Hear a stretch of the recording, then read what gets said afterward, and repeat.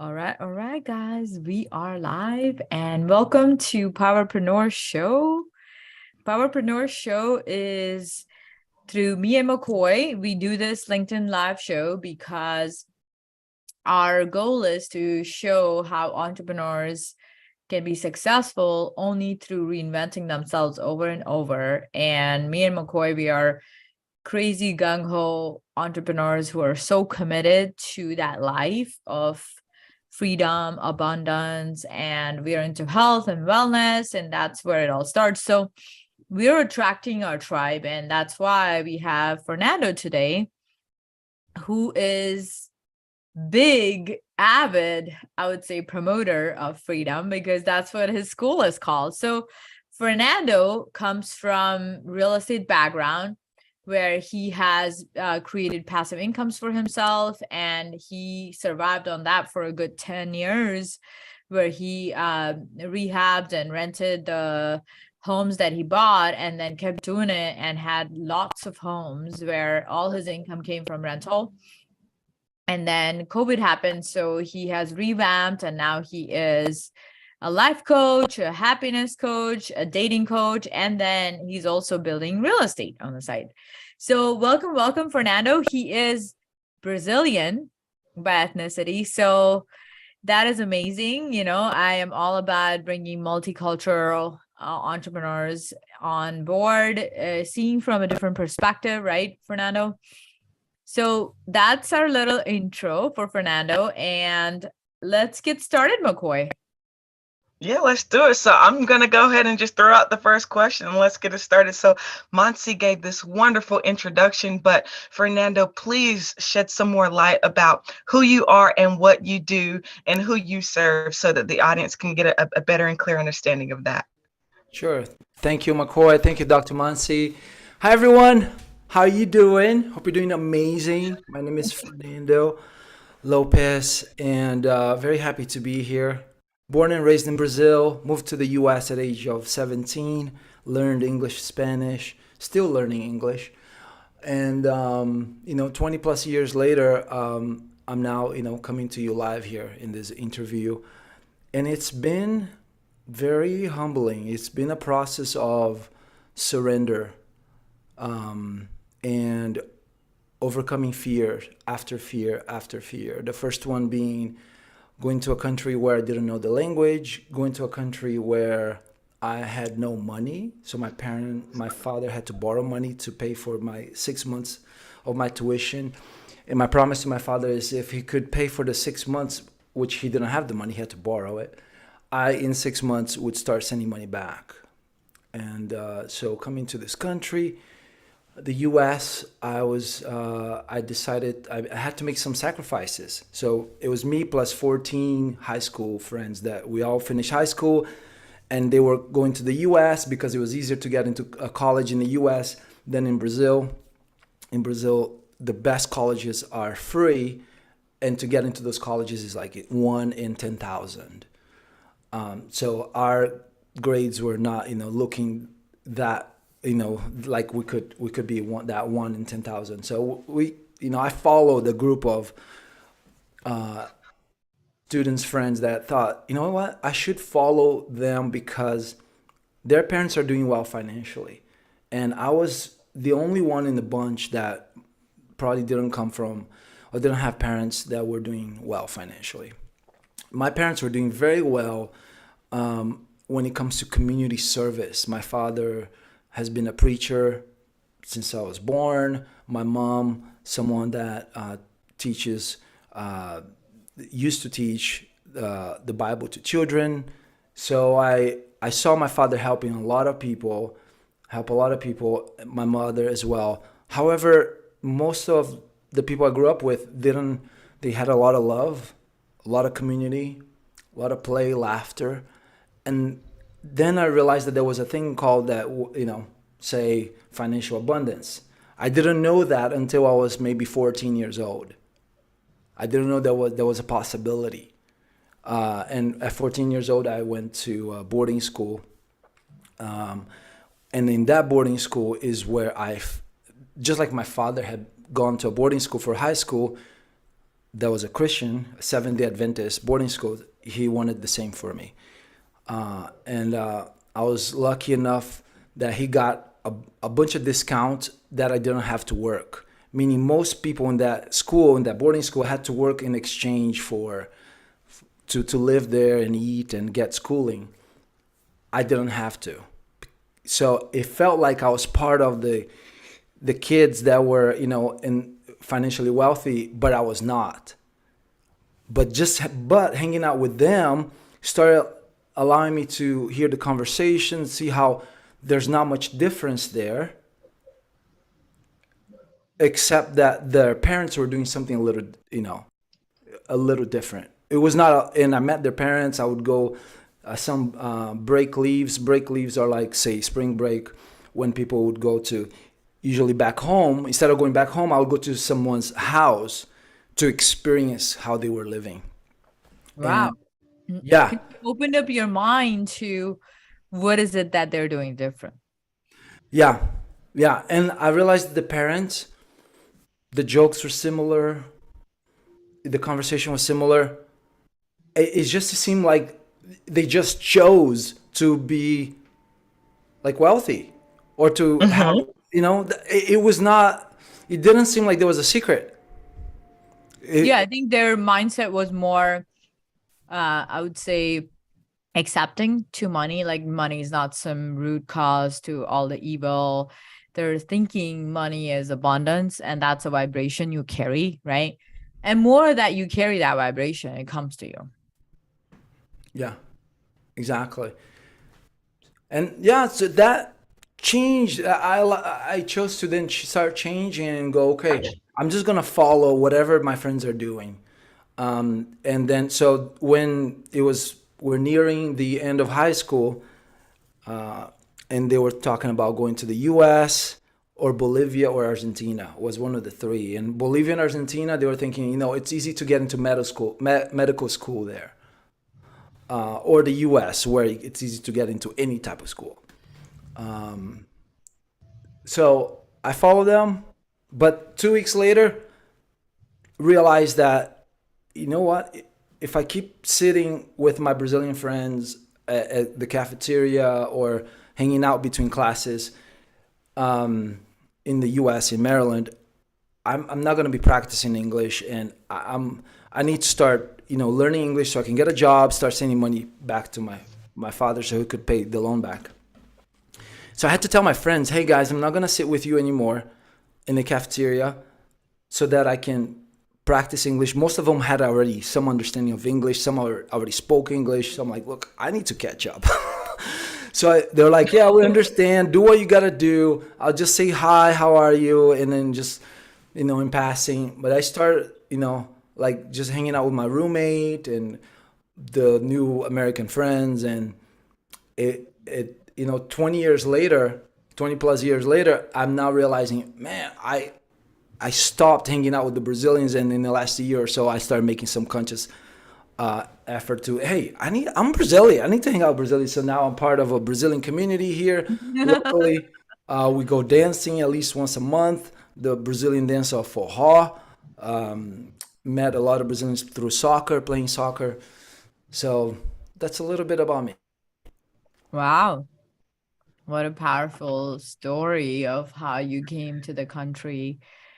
And completely, I understand, Fernando, because I came here when I was 20, and it was a bit of a culture shock. I'm not gonna lie, like the whole individualistic society, bills, like it's all about bills, and you're just hustling all the time. Like it wasn't like that. Back home, it's way more relaxed. So I totally get it.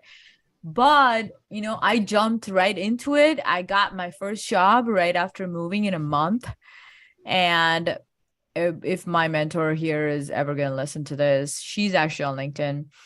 Kinnari Patel was a pharmacy manager who gave me a chance. So I totally get it. And then I was working, like whoever gave me an opportunity, I was taking it because I needed to hustle now. The relaxed life was kind of over, and I needed to make a career. Totally get it. McCoy, what do you think? You had your own hustle. I have my own, so like I haven't made like a full move or whatever, but I definitely studied abroad in 5 countries. So the longest stay for me was 5 weeks in Costa Rica.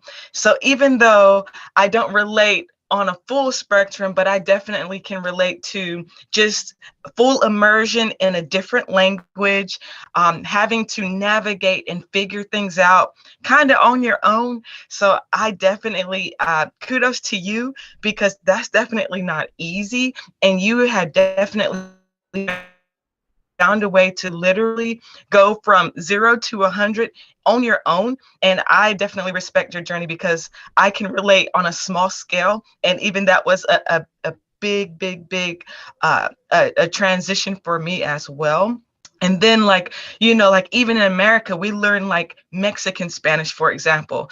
But I went to Costa Rica, I went to Guatemala, I went to Spain. Every single country has a different accent and a different, just certain words may not mean the same thing in each country. So it was definitely big transitions for me as well. So Fernando, wow, like, yeah, certainly kudos to you. So Mansi, you want to get into the next question here? Absolutely.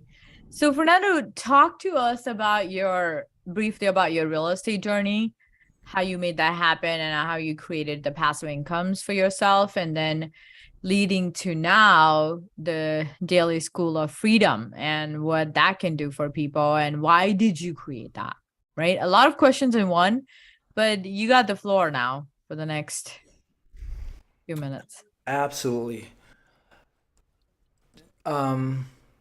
2004. So it was 2004. I I went to a seminar, one of those that are free to get in, but not free to get out. And so, oh, I see. You can relate. Okay, I get it. All that happened into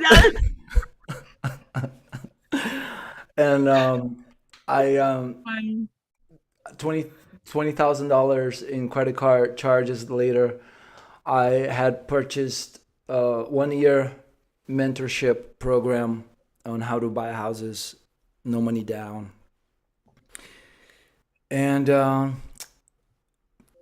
also I invested so check this out. I didn't have $20,000 at the time, but they taught at the seminar how to increase our credit lines on with the credit card companies, and it worked. And it was just barely enough for me to buy that package. Uh, a month or two later, I was able to go to another seminar, and that seminar was about hypnotherapy. And then invested more money in that, into credit card debt. And what I was learning hypnotherapy, I was applying to what I was learning in buying houses, no money down. And I was, I was just like, there was a desperation mode happening where I was like, I'll just do whatever it takes. And it worked. And hypnotherapy, for those of you that are not familiar, it's the way I understand it, and I'm a hypnotherapist, is relaxing the body while focusing the mind on something. Relaxing the body while focusing the mind on something, and receiving direct commands so that the unconscious mind can absorb them, and so they are unconscious. They become unconscious commands, similar to when a person's driving a car or tying shoelaces. It's something that they don't have to think. They just Think about. so so started doing hypnotherapy, self-hypnosis twice a day, morning and evening, and acting as if it was a lot of pretending at first, like pretending to be a real estate investor, pretending to, be confident. Oh, it was a lot of pretending, to the point where the pretending and then taking the action to pretend, I was actually acting it out. And then it got to a point where it became unconsciously competent. Some people, when they do hypnotherapy, it's easier for them. For me, I had to put a lot of focus. I had to keep focusing. Okay, I need, focus on this. What would a confident person do right now? So it was a lot of inner dialogues for me. For others, it might be easier. So yeah, so I applied the hypnotherapy to then what I was learning in the real estate mentoring program, and then it just worked because I was doing what my mentor was telling me to do. Yeah. So I started mentoring, which then helped me become accountable to my own success, so that I could teach by example. And at the time, I didn't have life coaching skills. And I didn't understand why only about 10% of my clients were being successful. I was not teaching them hypnotherapy or hypnosis because I was not certified then. I was not teaching them about life coaching because I didn't know about life coaching then. I thought just do what I do, but I didn't know that I needed to work on the unconscious, not just showing people, here's what I did. I was missing a huge part of my success, which is the work done with my eyes closed. Mm-hmm. So did well. 2008 came, did even better then, with the short sales and foreclosures. And then stopped buying at 2010 and thought, you know what? I have enough. I'll keep these houses for now. And then 2020 happened. I started selling in 2016. By 2020, so the last one, and I was thinking I'm gonna wait until the next downturn. And when 2020 happened in COVID, I thought this is an opportunity for me to get back into real estate. So I, for 10 years, traveling the world, doing a lot of spiritual work, inner work, a lot of forgiveness, inner healing. And I was like, I'm gonna wait for the next opportunity. And when the market didn't turn in 2020 with COVID, I thought, okay, there's an opportunity here for me to go do that thing that I've been wanting to do for a long time, which is get certified in hypnotherapy. So that's what I did. Got certified, got more certifications with that, neuro-linguistic programming, trauma release, mental emotional release. And then last 2 weeks ago, got more, like 5 more certifications on energy healing. And the cool thing that I can share with you all here is, if you are a learner, if you are someone who loves learning, then surrendering to learning and then turning that into a way that serves people, like turning whatever your passion is, for me is learning, turning that passion into a way that makes you can bring solutions to people, you'll always have abundance coming in, whether it's financial abundance, whether it's relationship abundance, health. So in the last 2 years, so in my hypnotherapy certification, I realized that most people there didn't have business experience. So I thought, you know what? These people, we spent 14 days together, about 190 hours, 140 hours, then, yeah, together doing work one-on-one or in groups. So I got to love those people. Everyone got to love everyone. And I thought I need to do something to provide either leads or opportunities, business opportunities for the people that are getting certified here. So that's where Daily Freedom School started. I created it so experts can come together and we can elevate one another, mainly in the business sense. So there's enough business going around where I can refer people can refer people to me, and we can just grow as a team of healers, doctors, coaches, experts, therapists. So that's how it got started. And currently, the main thing that I'm loving to do is coaching parents to be or new parents. And I went to a ceremony plant ceremony about 2 months ago. And what I got, the download I got during that ceremony was that my life's mission is to help babies and help babies before they're born Oh, by helping the couples or parents to be so healthy so that by the time the babies are born, they're born into a home of health in all levels: physical, wow. emotional, So mental, and spiritual. just the emphasis of spiritual wellness in what you were talking about is absolutely phenomenal. Unfortunately, people want to deem some of this stuff like, oh, that's woo woo, that's fake, that's out of this world, that's, just throwing all these negative connotations behind it. But it is very much important to have some spiritual wellness practices within your life, which enhances your purpose, your meaning, your values, your beliefs. And I absolutely commend everything that you're doing. And I too, I do have my own spiritual wellness and my practices that really help to elevate me in life as well. So definitely thanks for sharing. But, even the concept of, basically faking it till you make it, when you were talking about your hypnotherapy and how you really had to just visualize and set those intentions so that literally you could start subconsciously programming yourself to be what you really want to be, and start thinking like a real estate agent, start living in the life and doing the things that those successful people do so that you could easily transition into that lifestyle is very, very important. Even like, we have these big name gurus like Joe Dispenza that really talks about like neuroplasticity, for example. And really, we have the power to really change the programming within our brains to really, just start thinking about new information and making these new connections to bring in more abundance and really getting rid of some of that negative information within our brains, our bodies, mentally, emotionally, physically, and so forth. So kudos to you and your journey, Mansi. Any comments there?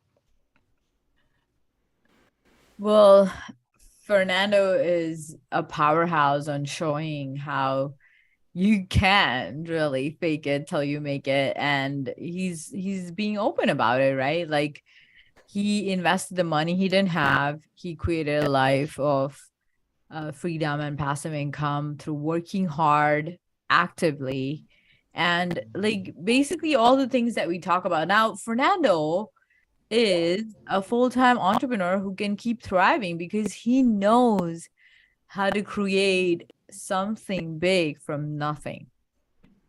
And the biggest thing is he started with himself. Not once did we hear a victim mindset where, oh, this, I grew up in a bad situation and it's not my fault, or I had a really hard life and I had it wasn't really this victim story, this sob story.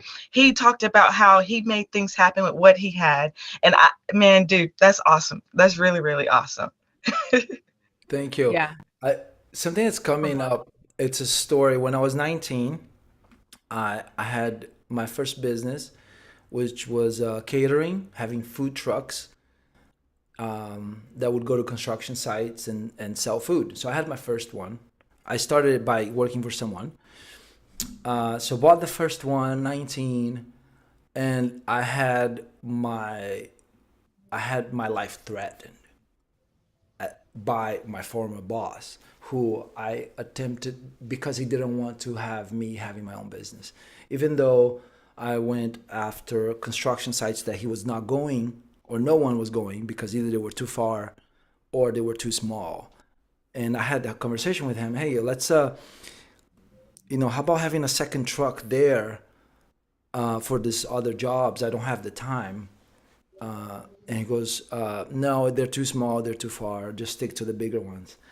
So I started doing the calculations, and I thought, you know what, if I get my own truck, it would be this much. I can do those smaller jobs and then sell about half of what I was selling, but make the same amount of profit. So work less, sell less, but make the same profit. So I decided to go for it, and then I would go to the same warehouse to buy the supplies, and then this person said, "Hey, I'm gonna kill you. So 19 years old, still learning English. Um, Learning something new every day, listening to NPR, National Public Radio, so I could, because they speak slowly there or slower, so I could learn new words. Because at the time I quit school because in one of my jobs as a waiter, like 6 months earlier, the manager there said, "Oh yeah, our one of our cooks here, he has a business, and he has a catering business, and he never went to school for business. Was under the impression that if I have a business, I need to have a college degree, and I was going for an international business because I was looking for the degrees, and none of them like really called to me. But I was like the close I could go for international business because I had a big, I guess, I was very naive, and and I thought, this sounds cool, in a good way, naivete as in a dreamer. So, and the reason I'm sharing this story is so that people could relate that you could have, I could, like me, some downtimes, maybe not like a life threat, or someone threatening to sabotage my food truck, which is like, man, is that a thing? And then the story starts saying, hey, that guy Fernando used to work for, he's not a good guy. He's been in jail many times. So when I heard from him the death threat or life threat, I'm like, I used to pray diligently, but I prayed double. So just sharing that with you all here, listening, watching, so that if things like that come around, get real close to your practice of spirituality, whatever that is. Because in my opinion, from my understanding, everything we do is a spiritual game, even before we're born. This is my, opinion, that before we're born, we already pre-planned things. So now we're just acting it out through the human body, through this physical experience. And from that perspective, I can feel peaceful if I remember that, if I'm going through some relations, some times that are not so happy. And that if we, instead of looking at the problem super close like this, where, it's like, oh, it's so close to me, I'm scared of the problem, put into perspective and put it as far away from you as you can. And one way to do that is by having the perspective of being a soul or consciousness or energy. Absolutely. So true. Wow. What a powerful, powerful interview today. And very emotional too. Thank you for going deep into your story and sharing how you made it to where you are. So share with us how Daily School of Freedom can help people. What are you calling in from? We've got an awesome audience that watches the show. I'm blessed to have 31,000 followers, and McCoy has her own following. So we want you to reach more people and help them. That's why we do this. Oh, thank you so much. So the way I'm serving the world is through group training sessions that are live on Monday night. I'm on Zoom. Tuesday morning, 7:30 a.m. on Zoom, and also Thursdays, 1 p.m. also on Zoom. And that's Pacific time? Pacific time. And what we do there in those sessions for an hour, sometimes an hour and a half, now that I started doing more energy work and energy healing, is we start at the spiritual level with energy work, and then we then go to thoughts, emotions, and then the physical, the actions, the habits. So we start with the big picture, and then we go to, down. yeah. Narrow it down to the funnel of Yeah, and we do that as like teamwork. So we're gonna, send healing energy first to self, then to the group. Most of the thing lately has been self-care and self-love. That if each of us are taking care of ourselves so much, loving ourselves so much, really going the extra step to pamper ourselves, we can show up as a business owner or as a community leader or someone who has a supportive role. We can show up complete and whole, at least for that moment. And then we can give our best. And so that's what that's how I've been serving, is to being a reminder to people, like a post-it. It's being a reminder, reminding people to get connected to their inner chat GPT. And so for today's session and last night's session, this morning session, we talked about chat GPT and how where consciousness is currently in the world, that tool now exists, and how we can spend more time in working on our spirituality or surrendering to our spirituality, because we can and then use tools such as chat GPT to do a lot of the work that used to take hours that now can take minutes. And how we can tap into the inner chat GPT, that intuition, that instinct. And when we have our eyes open out of meditation or prayer, then we can bring that into the doing, into the questions that we ask AI. Because the better questions, the better the answers. And just like that, we can ask also our inner guidance, our intuition questions. And I've been, sharing this for years, for people to write down questions before they go into meditation or prayer, and let that go into the unconscious mind. And during the meditation or prayer, let the answers come up, and then open the eyes in the middle of the meditation, start writing. So now we have ChatGPT to help us do less in less time, so we can spend more time with our loved ones, or serving, philanthropy. And the way, for those of you here interested in getting in touch with me, you can go to icreatefreedom.com, and that's how you can sign up for my group training, icreatefreedom.com. And my website is fernandofromorlando.com. Easy to remember, fernandofromorlando.com. And icreatefreedom.com is to sign up for the group training. This was such a phenomenal, Fernando. Thank you so much for being an amazing guest. We definitely want to have you back for round 2. As our first interview is really just having you come introduce yourself, really talk about how you reinvented yourself into the career path of entrepreneurship in whatever way that you've done.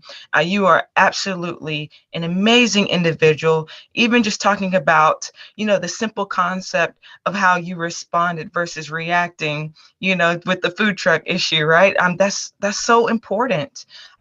These great nuggets that you gave. I hope that our audience members were taking notes, or even there's a great note feature in your phone, guys, for those of you that are just checking in from your phones. But definitely great information. So thank you for being a wonderful guest, Mansi. Absolutely. Thank you so much for being on here and sharing your story, Fernando. You are absolutely an amazing human being, and you bring so much to the world. And we look forward to building an awesome relationship with you and helping millions of people. That's your goal. And we're here to help you accomplish that. Thank you for having me. Thank you for the work you do also, Dr. Mansi. And looking forward to getting to know more about you, McCoy. Awesome. Let's do it. Take care, guys. Until next time, we will have a great time and thrive every day. And we'll be back in 2 weeks with another thriving entrepreneur here. Have a powerful week.